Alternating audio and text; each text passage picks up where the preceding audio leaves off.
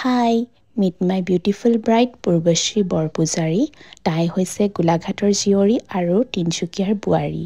আৰু তাইৰ আজি আছে বিয়া আৰু জোৰোণ ছেইম ডে। আৰু তাই আজি মোৰ দুটা মেকআপৰ কাৰণে কৈ থোৱা হৈছে আৰু ফাৰ্ষ্ট মেকআপটো মই ষ্টাৰ্ট কৰিছোঁ। তাই গোলাঘাটৰ হ'লেও বিয়াখন আহি পাতিছেহি তিনিচুকীয়াত।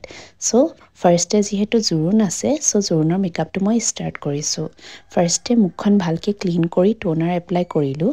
টোনাৰ এপ্লাই কৰাৰ পিছত প্ৰাইমাৰ এপ্লাই কৰিছোঁ। প্ৰাইমাৰ মই ডাবল প্ৰাইমাৰ ইউজ কৰিছোঁ, এটা অইল প্ৰাইমাৰ আৰু এটা হাইড্ৰেটিং প্ৰাইমাৰ।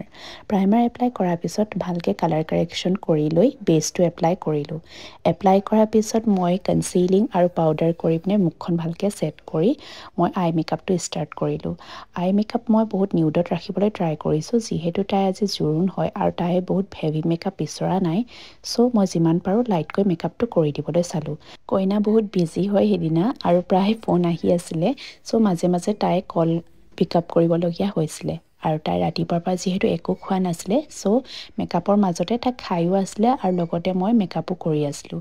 মেকআপটো অলমষ্ট ডান হৈ গ'ল আৰু হেয়াৰ ষ্টাইল কৰিবলৈ বাকী আছিলে। আৰু আইলেছেছ লগোৱাৰ পিছত তাইক হেয়াৰ ষ্টাইলটোও ভালকৈ কৰি দিয়া হ'ল আৰু কাপোৰযোৰো ভালকৈ পিন্ধাই দিয়া হ'ল। আৰু কমপ্লিট লুকছটো হৈছে এয়া।